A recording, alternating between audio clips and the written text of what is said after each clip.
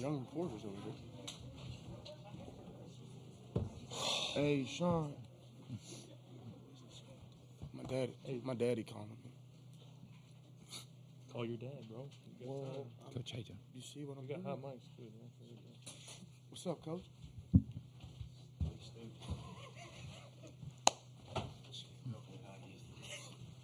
excited to hear what you guys say. Shut up, bro. Shut up. First question, why did you not punch run for play? Because I have 11 bags. Coach, thanks for joining us. We'll ask for an opening statement, then we'll ask questions to the student athletes, and we'll dismiss them before we come back to questions for Coach. If you could give us an opening statement about tonight's game. Yeah, I guess I've had time, but haven't taken time to think of what a good opening statement is. Obviously, both teams get a lot of credit for putting on a show for the fans. My understanding is the game prior to ours was like that too, and that's what this place is about, and it's why we get the crowds that we do here, and it's why this sport has grown into what it is. And there's a lot that could be dissected in the game, so we'll leave it up to your questions. Just the one thing that I haven't shared with the team, but I share with these guys is we hit BP early, and we had a lot of downtime in kind of a holding room or a makeshift locker room. And as we were getting ready to go out in the dugout, I was just kind of looking around the room and had a sense of comfort. Just because looking at the group of guys that we were about to go do battle with, felt pretty dang good about it. And I think we knew we were going to do battle with a very offensive team, as you saw. But you know, when you come here, it's Abbott a few years ago. He might have been the quickest to the big leagues out of that group. I don't know. It's hard to argue who the best pitcher is. And then the argument's a little easier with last year. It was Skeens. And then we finally figure out who we're facing today. And you look at the video and you look at the numbers. And Arnold can certainly make the case that he's the best pitcher in this thing. So we had a coaches meeting. And to quote Ace Ventura, why don't you cry about it, saddlebags? You know, you're going to have to beat somebody good. So our guys toughened up pretty good there. There was no game plan other than to compete, and they did a good job there. So. Okay, we'll open questions for the student athletes. First question right here. Clinton Yates, ESPN. Christian, I mean, heck of a night, second cycle ever. And for last time it happened was in the 50s. You know, what's your mindset in a situation like that in terms of what you felt, and what was that last day be like as well when you guys really needed it and you seemed locked in? Throughout the whole game, you know, the only mindset I have is to win. You know, get on base for my team, set the tone. You know, I have really good hitters behind me, so I just want to get on for them. So really, to be honest, didn't really know I did it. I was just so hyper-focused on, you know, winning and just that next task. And I guess talking about that last AB, you know, just want to fight. You know, down to my last strike there with 2 outs. Just want to fight. You know, it's a battle. Me versus him, mano a mano. And, you know, I guess I won that one. Here we're going to go right 1, 2, and 3. Jackson Reyes, the Omaha World Herald. Can you guys just talk about, you know, maintaining that belief throughout? You know, you guys were getting guys on base, but it wasn't really getting scored or runs across the board, and then you get to that 8th and 9th, and you guys come back and win it. I'll lead us off. You know, we talk about it, you know, all the time in the locker room, you know, in the dugout. You know, we believe in each other day in, day out, and we know that, you know, all we have to do is pass the torch to the next person. And I said it earlier, but the group out there, you know, we've played a lot of games together. So there's that certain comfort between us and knowing, you know, my brother has my back at all costs. So when you go out there and have that, you know, good things can happen, like tonight. Dylan and Blake, you want to chime in on that? I thought that was pretty good what Simo said. Well done. Dylan. Good there. Front. Jake McKeever, College Baseball Central. Blake, you had the 2-2 check swing. Can you walk us through that? And then how did you kind of readjust and get that big hit in the 9th?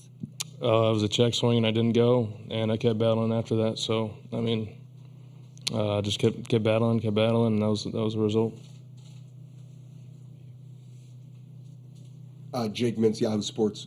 Christian, in your last at-bat, there was a clip of you on the broadcast turning to the dugout and going, "It's fine. It's fine." What were you trying to convey to your teammates in that moment? I was actually saying, let's fight. It's a battle. Like I said, 2 outs, 2 strikes. I get out, we lose. Let's fight. That's what I did. And you're saying that to them even though you're the one at the plate? Yeah. Okay. It's a group effort. Yeah. And then the last question I have is, did you know that you had the cycle? No, I did not, sir. Yeah. Any other questions for the student athletes? That one right there. For you guys, what's the biggest mindset coming out at the top of the third inning, getting 6 runs across from the other side? What's just your mentality to, get back in it? And for all of you guys too, Chris, Dylan, and Blake, what do you just feel about the offense going into Sunday and everything else that lies ahead? I mean, we're a very gritty team. And when we go out there, we always think that we can put up whatever number on the scoreboard. And we aren't trying to put up a 6 spot. We're just trying to win every pitch. And we just threw a bunch of jabs all game and then threw that big punch in the 9th inning. With this offense, we're always 1 inning away. That's kind of our motto this year. And we just had a belief that a big inning was coming and just, trusting each other. Yeah, I mean, I think that's kind of the staple of this program. We're always 1 inning away. If they put up 6, we can do it too, and we have that confidence in each other. And, we were able to do that, scratch and claw, and was able to get back in there. Okay, last 2 questions. We'll go here and here for this. For Blake and for Christian, with y'all coming back to win that game the way you did, how much, if at all, does that change some of the conversations y'all are going to want to have about some of the way things went early in that game and some of the miscues and that stuff, just team-wide? We won. I don't know if we'll have that conversation, but I know we won that game, and we're going to just keep trying to win every other game from there. Put that game, kind of behind us. It's cool, walk off, everything like that. But, now it's on to the next task, and I don't know who we play or whatever, but we'll be ready for them. Go ahead. Oh, I'm good. Hey, Harrison fan, SEC Unfiltered. You guys talk about how kind of relentless this team is, just since proven season after season, and especially this season, throughout the season. What kind of is a tribute to that, the brotherhood, just the chemistry and everything around that? Yeah, I mean, I think from the fall, from the jump, you could tell that we bonded really, really good, and doing everything together, just always hanging out in the locker room later. So, we kind of knew we had something special, and we knew that all we had to do was put it on the field and work hard to be in this situation. And all those guys, even guys in the dugout, have really pushed themselves to be here and to be this team. So I'm super proud of everybody, and hopefully we can keep this train going. What do you think, Blake? Yeah, Blake, would you like to add something? Sure. I actually forgot the question, but we love each other and we're playing for each other. So, Including the coaches? Including the coaches. Love you, Coach V. Thanks, man. Gentlemen, thank you very much for your time. Congratulations on the win.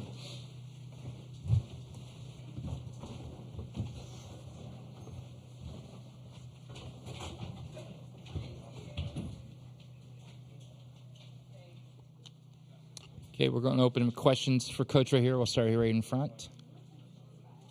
Tony, Cannon seems like he's been really productive as a pinch hitter for you all year. Just what has made him so good in those moments, and kind of what did you see from him in that at-bat in the 9th? Yeah, I think it's a little bit of a backwards answer, but I think it's what he's capable of. With the nature of his position and also what we think his strengths are, it's kind of a catch-22. It's, we've got an opportunity to put you in the game, but hold on, we want to put you in the game when the fire is burning hot. So that could be really frustrating for a young guy, even more frustrating for a guy that kind of envisions a Pete Rose, George Brett style of attacking the game, which he truly does. But for this team in particular, it's what his role is and what it needs to be. And it's a good chance he'll catch before our time is done here. There's a great chance that he'll have to be patient again for that next situation. But I think what you're seeing is what he's fully capable of. And it kind of embodies what these guys are talking about. I mean, I know they're trying to answer correctly, and they're really good dudes when they're not on the field. They're very competitive on the field. But what they're talking about, kind of brotherhood and throwing around those words, is Peebles has accepted his role. And I could go on and on down the list. Snead gets the win tonight. There's times we've taken the ball from him. There's times where he's sore, but he wants to take the ball. I mean, it's been a good group as far as all that stuff goes. Lineup turned over, you have a runner on, and Christian and Blake are coming up in a 2-run game. What is that confidence level like for you? And as those counts go to full, is there a tension, or does the confidence outweigh that for you? See, I thought Simo was telling me to calm down. KT told me to calm down about 4 times. I had a bunch of dirt in my hands at one point. So I think I was the least composed out of that group. But I assure you that I was confident. We just talked about getting on base, and yeah, it's nice to turn over the lineup. And Christian Moore was a man on a mission tonight, so you'd like to see him get up to the plate. But honestly, in that situation, what the conversation is let's just make sure we get one base runner, and then I feel like our lineup is capable. I mean, tonight I don't think Cal had much to show for it, and then one of those regional or super regionals games, Cal almost kind of took over, and then we could go, each guy through the lineup and talk, similar fashion. We're gonna go 1, 2, 3. And back here. Colin Wilson with the Action Network. Tony, when you came out of the dugout in the top of the ninth, none of us knew why you did. Can you explain what happened? How'd you come out of the dugout? Just the balk call. Again, a lack of composure, but it kind of had some history to it. That was something that we saw earlier in the game. And to be honest with you, if you go back and watch the video, we've got other guys, in my opinion, that were guilty of it on our side too. And then, my feeling was it was arbitrarily called, out of the blue. And I haven't talked to those guys. Typically, the umpires will, give an infielder, hey, tell that guy he needs to stop. So maybe that was the case. Maybe they warned him, and he still didn't come completely set. But we felt like we were in a situation, especially with a runner at third, where that didn't take place. And, I guess just kind of a competitive situation. I mean, again, coming into the game with Arnold, you watch the video, you want 90 feet any way you can possibly get it. So just kind of a build up to that situation. But, it's what he did, and there was kind of calls that went back and forth for both teams. Jackson Reyes, the Omaha World Herald. So Chris leaves the game early in the first inning. Can you just talk about what you saw from your bullpen, and outside of that third inning, just their ability to be resilient on the mound? Yeah, that bothers me that he came out of the game that quick. It would have been interesting to see how things would have taken place if the first play was tricky. It's a different field. It's a gorgeous field, but it's a different field, and I don't know that I managed our practice time as well as I needed to yesterday. I mean, you don't get much time to get used to it, and they cut it. So it's not like our guys weren't focused. I promise you we coach, but it looked like we were disorientated in some of those situations. And Stom was throwing the ball very well.